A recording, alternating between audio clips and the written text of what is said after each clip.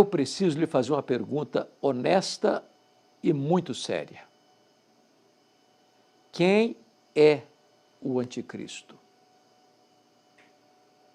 Você sabe quem é o anticristo?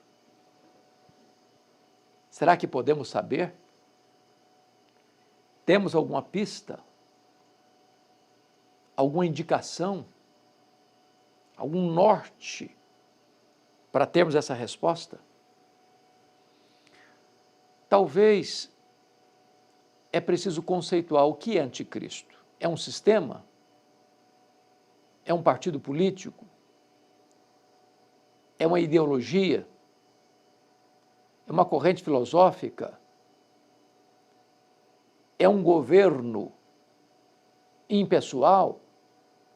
Quem é o anticristo?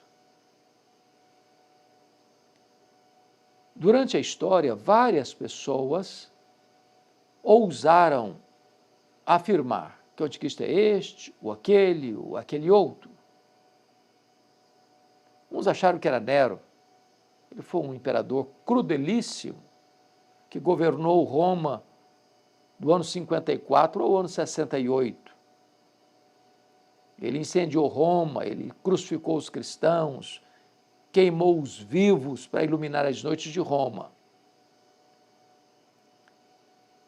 Outros acharam, ao longo da história, que poderia ser Adolf Hitler, antes dele, Napoleão Bonaparte, mais recentemente, Mikhail Gorbachev.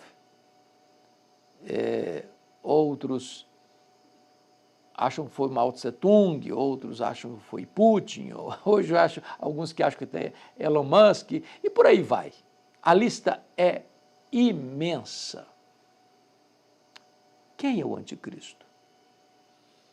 Os reformadores do século XVI e os documentos teológicos produzidos pós-reforma, sobretudo as confissões de fé, escritas na sua maioria pelos puritanos, entendiam que o Papa era a figura do anticristo. Pelo fato de que, naquele tempo, as perseguições, a Inquisição, vinham, em grande parte, patrocinados pelo Papa. Também porque a figura dele usurpa o lugar do Pai, conforme Mateus 23:9, o lugar do Filho, quando ele se apresenta como fundamento da igreja, cabeça da igreja, e sumo pontífice, e essa palavra sumo pontífice, que significa supremo mediador, ou sumo sacerdote, posição só ocupada por Jesus, e também usurpa o lugar do Espírito Santo, quando ele se apresenta como vicário Filho de Deus, ou vigário do Filho de Deus, que significa em latim o substituto do Filho de Deus, quando na verdade esse é o papel do Espírito Santo. Mas fica a pergunta, quem é o anticristo? Não se fecha essa questão. Todas as pessoas que disseram este ou aquilo outro, fracassaram. Podemos afirmar, e a Bíblia diz isso, há muitos anticristos. O espírito da iniquidade já opera no mundo. A palavra anticristo tem dois significados, aquele que é contrário a Cristo e aquele que se coloca no lugar de Cristo. Tem muitos anticristos por aí. Esse espírito já está operando. Mas eu quero examinar com você, com mais vagar, dois textos da Bíblia que apresentam de maneira mais clara quem é o anticristo. Então, o primeiro texto que eu convido você para examinar comigo é Apocalipse capítulo 13, versos de 1 a 8. E eu vou ler versículo por versículo para a gente ir examinando juntos. Se você está aí com a Bíblia na mão ou disponível para abrir a Bíblia comigo, vai ser muito bom, muito bom. Então está escrito assim. Primeiramente, me permita dizer que Apocalipse é um livro simbológico. São figuras simbólicas.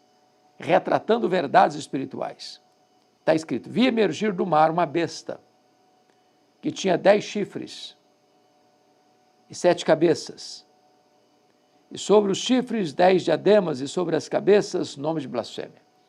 Quando ele diz vi surgir do mar, não é o mar Atlântico, Oceano Pacífico, Mediterrâneo, é uma figura simbológica, e ela é interpretada aqui no livro de Apocalipse mesmo, capítulo 17, verso 15, fala o que significa essas águas do mar.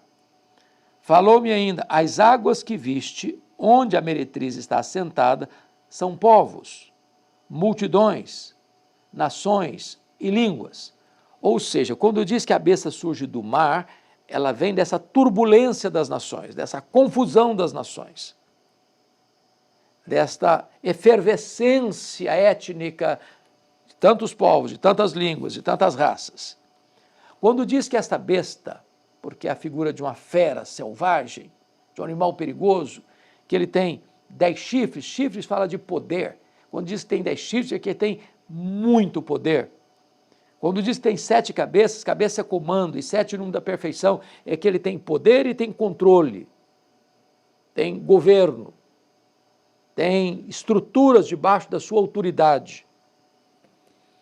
Então, essas cabeças de poder, essa cadeia de comando é de blasfêmias, nome de blasfêmias, ou seja, vai ser um ser maligno, perverso, que vai se opor diretamente a Cristo, a Deus. Versículo 2: a besta que vi era semelhante ao leopardo, com pés como de urso, boca como de leão. O que significa isso? Ele está trazendo à tona 3 feras selvagens: leopardo, urso e leão. Assim como esses animais selvagens são predadores perigosos, que subjugam suas presas, que destroem suas presas, que se alimentam de suas presas, ele virá na força desses animais selvagens, com o mesmo poder de destruição, com a mesma fúria para destruir, devastar, arruinar. Prosseguindo, versículo 2: e deu-lhe o dragão o seu poder, o seu trono e grande autoridade. Preste atenção agora. O dragão é uma figura do diabo. O diabo é esse ser caído, maligno, perverso, assassino, ladrão, pai da mentira, destruidor. O diabo vai dar a este anticristo 3 coisas. Primeiro, o seu poder. Segundo, o seu trono. Terceiro, grande autoridade. Então você percebe que o anticristo vai ser uma espécie de incorporação do próprio diabo. O poder que ele vai exercer é o poder do diabo transferido a ele. A autoridade que ele vai ter é a autoridade do diabo transferida a ele. O trono do diabo vai ser o trono dele. Comando, controle. Versículo 3. Então vi uma de suas cabeças como golpeada de morte, mas essa ferida mortal foi curada, e toda a terra se maravilhou seguindo a besta. Ou seja, o diabo é um imitador. Sendo Deus trino, Pai, Filho e Espírito Santo, ele vai tentar imitar isso, um simulacro da Trindade. O dragão, o anticristo, o falso profeta. Como Jesus foi golpeado pela morte, morreu e ressuscitou, ele vai tentar um simulacro de morte e ressurreição. Vai se levantar de uma ferida mortal. O resultado desse fato extraordinário, está escrito, toda a terra se maravilhou seguindo a besta. Toda a terra não é terra, chão, poeira, pedra, areia. Não, toda a terra, gente, pessoas. Está escrito, toda a terra se maravilhou e seguiu o anticristo. Aqui é a figura de anticristo. Versículo 4. E adoraram o dragão, porque deu a sua autoridade à besta. Ou seja, o anticristo recebe a autoridade do diabo, e as pessoas que seguem o anticristo adoram o diabo, adoram o dragão. também adoram a besta, ou seja, o anticristo vai ser objeto de adoração, assim como o diabo vai ser objeto de adoração. As pessoas vão adorar o diabo, que é o dragão, e vão adorar a besta, que é o anticristo. Agora note, na medida em que as pessoas vão adorar o diabo e o anticristo, elas vão fazer uma pergunta, dizendo: quem é semelhante à besta? Quem pode pelejar contra ela? Agora, a figura do anticristo cresce a tal ponto no imaginário popular que a pergunta que as pessoas vão fazer é esta: quem é como a besta? Quem? É a figura mais importante, mais poderosa, que tem mais controle, que tem domínio de tudo. E a pergunta segunda é esta: quem pode pelejar contra ela? Quem pode pelejar contra o anticristo? Vai parecer um ser imbatível, invencível, insuperável. Porque o diabo deu para ele seu poder, seu trono e sua autoridade. Versículo 5. Foi-lhe dado uma boca que proferia arrogâncias e blasfêmias, e autoridade para agir 42 meses. Isso é um termo simbólico, na melhor das interpretações que já encontramos até hoje. Esse espírito do anticristo opera desde a primeira à segunda vinda de Cristo, mas o diabo e o anticristo têm um tempo limitado. Ambos, tanto o dragão quanto a besta, tanto o diabo quanto o anticristo, vão ser lançados no lago do fogo. Apocalipse 19, eu quero ler isso para você, no versículo de número 20 está escrito assim: mas a besta foi aprisionada, que é o anticristo, e com ela o falso profeta, que com sinais feitos diante dela, seduziu aqueles que receberam a marca da besta, a marca do anticristo, e eram os adoradores da sua imagem. Os dois, anticristo e falso profeta, foram lançados vivos dentro do lago do fogo que arde com enxofre. Então, ele é um ser que tem tempo de validade. E vai ser fragorosamente derrotado. E peremptoriamente condenado. Irreversivelmente condenado. Seguindo a leitura no verso 6. E abriu a boca em blasfêmias contra Deus, para lhe difamar o nome e difamar o tabernáculo, a saber, os que habitam no céu. Veja você que agora tem um outro elemento desse anticristo. Ele é um blasfemador. Ele vai se insurgir contra Deus, falar impropérios contra Deus. Como ele não pode atingir aqueles que já foram glorificados, ou seja, desde Abel, que foi a primeira pessoa a morrer na história, até o último homem que vai morrer na história. Ele vai agir aqui na terra. Mas esses que já morreram já estão com Cristo, a alma deles já está reinando com Cristo. Ele não podendo atingir essas pessoas, ele vai falar mal delas. Está escrito: para lhe difamar o nome, difamar o tabernáculo, a saber, os que habitam no céu. Ele vai atacar os que moram na terra e ele vai falar mal dos que moram no céu. Agora veja comigo o verso 7. Foi-lhe dado também, preste atenção no também, que está acrescentando mais alguma coisa. Foi-lhe dado também que pelejasse contra os santos. Quem são os santos? Vamos entender essa palavra, porque muita gente acha que santo é aquele que não peca. Às vezes você diz: você, e aí santo, tudo bem? Eu falo: não, eu não sou santo não. A ideia de santo que as pessoas têm de uma pessoa que não tem pecado. Mas santo, na linguagem bíblica, é aquele que foi separado para Deus. É aquele que foi salvo pela graça. Embora ainda continue sendo um pecador, é santo.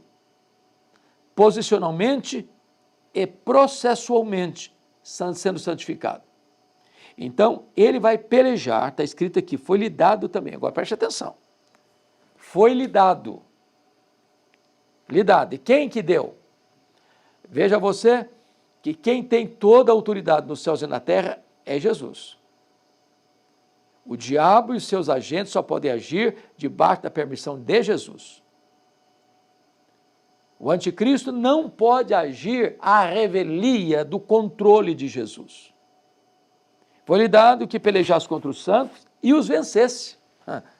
Como assim? Como é que o anticristo vai pelejar contra os santos, contra a igreja e vencer os santos e vencer a igreja? Eu vou explicar isso muito bem.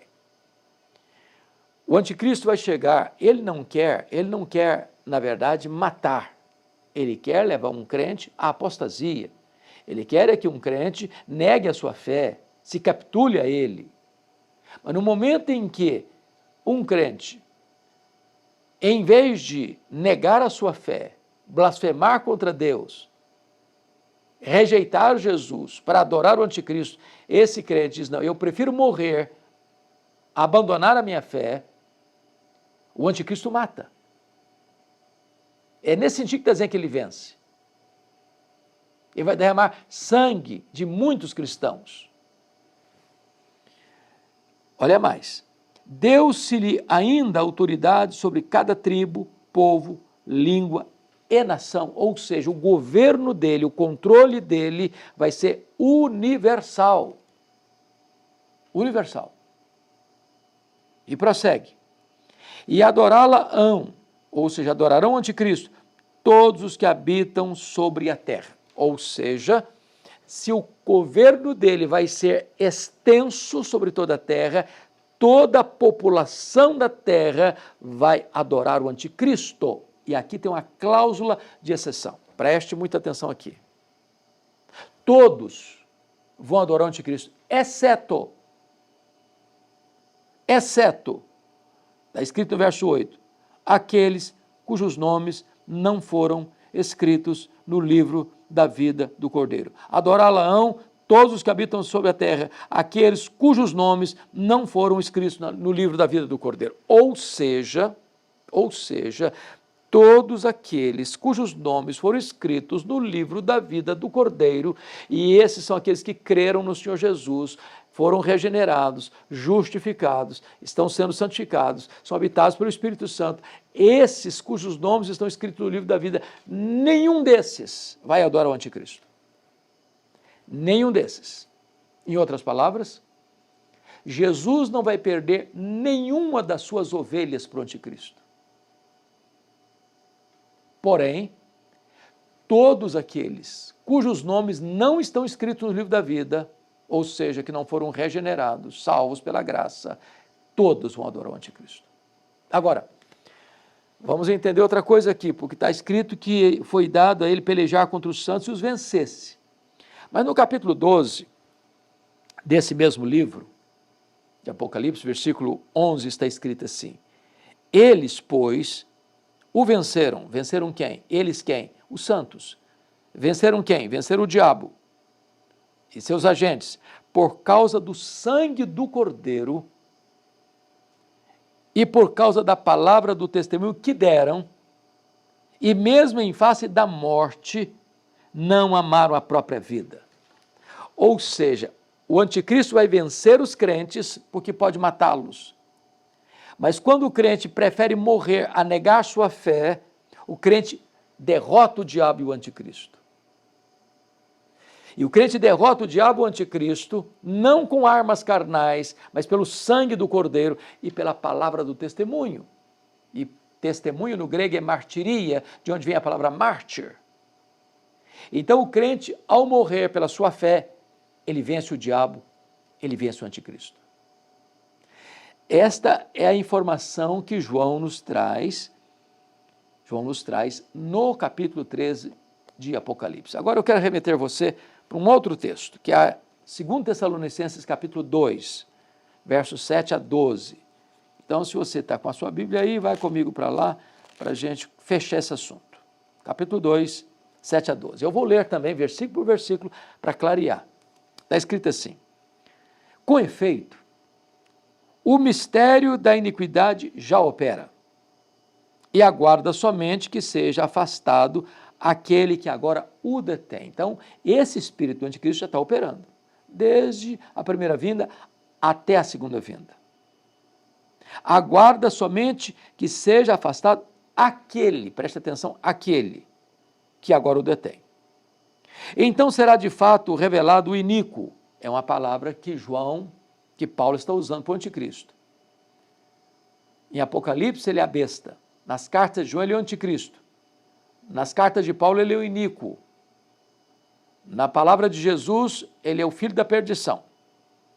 Então será de fato revelado o iníquo, versículo 8, a quem o Senhor Jesus matará com o sopro da sua boca e o destruirá pela manifestação da sua vinda. Ou seja, o anticristo não vai ser derrotado por um sistema político, por um partido político, por um líder político, por um exército armado. Ele vai ser derrotado pela manifestação, pela parousia do Senhor Jesus Cristo. Na linguagem bíblica, matá-lo-á com o sopro da sua boca. Ele vai ser quebrado repentinamente sem que haja cura. Versículo 9. Ora, o aparecimento do iníquo é segundo a eficácia de Satanás. Ele está usando a mesma linguagem lá de Apocalipse 13. Ele vai agir na eficácia, no poder de Satanás. Com todo o poder, sinais e prodígios da mentira. Então preste atenção aqui. Nessa geração nossa, que aplaude milagre, que corre atrás de milagre, que crê em tudo enquanto é milagre, que se faz propaganda por aí, que se faz propaganda até de milagre que nunca aconteceu. O diabo e o anticristo virão fazendo milagres, prodígios da mentira. Então nem todo milagre tem procedência divina. Cuidado com isso. Cuidado com isso. Versículo 10. E com todo engano de injustiça aos que perecem, porque não acolheram o amor da verdade para serem salvos. Que Paulo está dizendo que o anticristo vem com todo engano de injustiça aos que perecem, porque ele não vai enganar os salvos, ele não vai enganar os santos, ele não vai enganar o povo de Deus. Mas aqueles que perecem vão ser enganados. É por este motivo, pois, que Deus lhes manda a operação do erro, para darem crédito à mentira, a fim de serem julgados todos quantos não deram crédito à verdade. Antes, pelo contrário, deleitaram-se com a injustiça. Ou seja, olha o que Deus está dizendo aqui. Deus está mostrando o caminho, Deus está mostrando a luz, Deus está mostrando a verdade, Deus está mostrando a justiça. E os homens dizem, eu não quero isso, eu não quero isso, eu não quero isso, eu não quero isso. E vira as costas para Deus e rejeita a palavra de Deus, e rejeita o evangelho de Deus. Então Deus entrega essas pessoas. Deus entrega essas pessoas ao engano do anticristo. É o que está escrito aqui, a fim de serem julgados todos quantos não deram crédito à verdade. Antes, pelo contrário, deleitaram-se com a injustiça. As pessoas amaram mais as trevas do que a luz.